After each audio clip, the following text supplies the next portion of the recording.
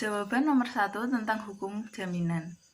Saya adalah seorang pembisnis. Di sini saya akan melakukan jaminan perorangan dengan pihak yang terlibat, yaitu saya sebagai debitur dan pihak A sebagai kreditur dan pihak B sebagai penjamin. Di sini saya sebagai debitur yang memiliki sejumlah utang pada pihak A sebagai kreditur, dan di sini pihak B sebagai jaminan atas pelunasan hutang saya.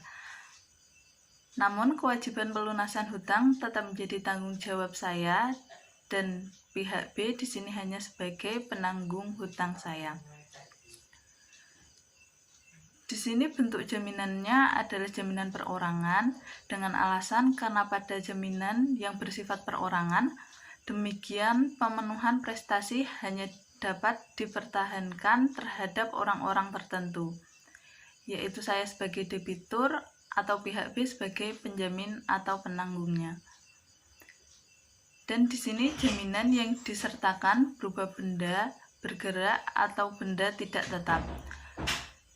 Benda tidak bergerak atau benda tetap khususnya tanah atau bangunan yang tidak dijaminkan hak tanggungan atau hak pengelolaan. Cara pembebanan jaminan ini adalah perjanjian ini merupakan perjanjian asesoir dengan perjanjian pokoknya berupa perjanjian kredit, dan perjanjian jaminan ini merupakan jaminan tambahan. Perjanjian perorangan dilaksanakan secara tertulis melalui akta autentik maupun akta di bawah tangan. Akta autentik yang dibuat di hadapan notaris atau PPAT kemudian didaftarkan ke kantor pendaftaran fidusia agar diterbitkan sertifikat pemegang fidusia. Berikut jawaban nomor 3 tentang kasus di bidang bisnis dan analisanya.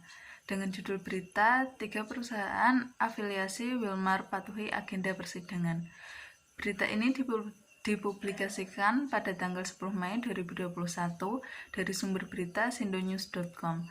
Berikut adalah sedikit deskripsi berita. 3 perusahaan afiliasi Wilmar menyatakan selalu mematuhi agenda persidangan yang telah ditetapkan Majelis Hakim Pengadilan Negeri Jakarta Pusat dalam pelaksanaan sidang gugatan perdata dari firma internasional PTE Ltd dan Luwia Farah Utari. Ketiga perusahaan tersebut yaitu PT Sentratama Niaga Indonesia SNI, PT Natura Wahana Gemilang NWG, dan PT Lumbung Padi Indonesia LPI. Kuasa hukum Wilmar Maulite P. Situmeang mengatakan dalam persidangan perkara nomor 197 di Pengadilan Negeri Jakarta Pusat, pada tergugat 3 perusahaan afiliasi Wilmar selalu hadir dan mengikuti persidangan, termasuk dalam mediasi yang juga dihadiri oleh prinsipal. Dalam persidangan mediasi pada Kamis tanggal 6 bulan 5 2021, yang dipimpin oleh hakim mediator memerintahkan kepada penggugat untuk menyusun proposal permintaan perdamaian secara tertulis. Proposal tersebut akan disampaikan kepada para tergugat pada persidangan berikut pada Senin 17 bulan 5 2021 mendatang.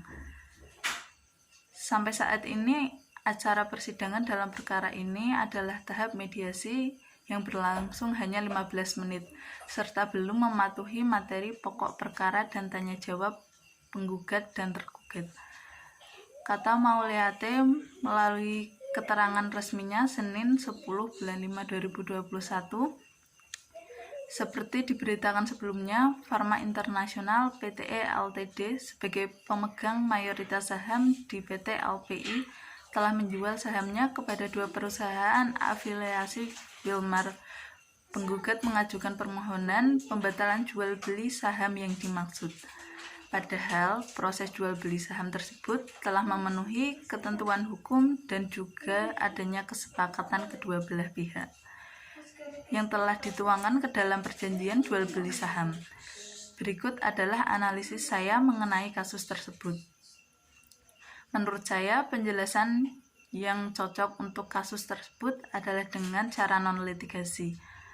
Kenapa non-litigasi? Dalam Undang-Undang Nomor 30 Tahun 1999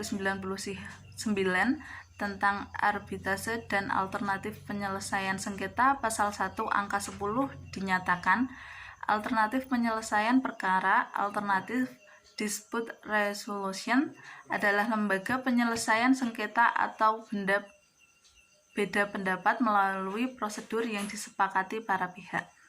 Yaitu penyelesaian di luar pengadilan dengan cara konsultasi, negosiasi, mediasi, atau penilaian para ahli. Di mana penyelesaian sengketa di luar pengadilan, non-litigasi, merupakan upaya tawar-menawar atau kompromi untuk memperoleh jalan keluar yang saling menguntungkan. Kehadiran pihak ketiga yang netral bukan untuk memutuskan sengketa, melainkan para pihak sendirilah yang mengambil keputusan akhir. Karena dalam kasus tersebut, penggugat mengajukan permohonan pembatalan jual beli saham, padahal proses jual beli saham tersebut telah memenuhi ketentuan hukum dan juga adanya kesepakatan antara kedua belah pihak yang telah dituangkan ke dalam perjanjian jual beli saham. Saya rasa dengan alasan tersebut, masalah ini dapat diselesaikan lewat jalur damai atau non-litigasi. Jawaban atas nomor 4 berdasarkan paper yang dibuat secara berkelompok dengan judul analisis kasus kepailitan PT Toza Sentosa selaku pengelola Sentro Department Store. Mengapa saya dan kelompok saya memilih judul ini? Karena judul ini sangat relevan dengan isi pembahasan paper kami. Di antaranya proses kepailitannya adalah pada tanggal 16 Maret 2021, sebanyak 5 perusahaan menggugat PT Toza Sentosa yang merupakan perusahaan pengelola Sentro Department Store dan Praxon Department Store, di mana 5 perusahaan ini merupakan pemasok barang untuk Toza Sentosa. 5 perusahaan itu mengajukan gugatan penundaan kewajiban pembayaran utang atau yang biasa disebut PKPU dengan nomor perkara 06-PDT SUS PKPU garing 2021 Pengadilan Negeri Jakarta Pusat.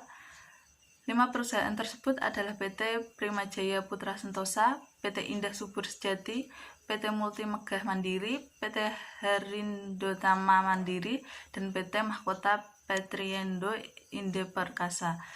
Putusan pilot itu dihasilkan setelah adanya hasil voting dari para kreditor dan rekomendasi dari Hakim Pengawas Hukum PN Jakarta Pusat Bambang Nur Cahyono mengatakan bahwa berdasarkan rapat kreditor dan adanya voting dari para kreditornya, proposal rencana perdamaian yang diajukan oleh debitur PT Toza atau Sentro sebagian besar ditolak oleh para kreditornya sehingga Sentro pailit. Alasan dimohonkan kepailitan PT Toza Sentosa karena pengelola Sentro Department Store dan Praxon Department Store setelah sebelumnya digugat penundaan kewajiban pembayaran utang atau PKPU oleh para pemasoknya. Pihak yang berkedudukan sebagai debitur adalah PT Toza Sentosa dan krediturnya adalah 5 perusahaan yaitu PT Primajaya Putra Sentosa, PT Indah Subur Sejati, PT Multi Megah Mandiri, PT Harindotama Mandiri, dan PT Mahkota Petriendo Inde Perkasa. Peran dan kontribusi saudara dalam diskusi kelompok ini adalah sebagai penggagas judul, pemilihan kasus, dan sebagian isi mulai dari latar belakang dan juga daftar riwayat.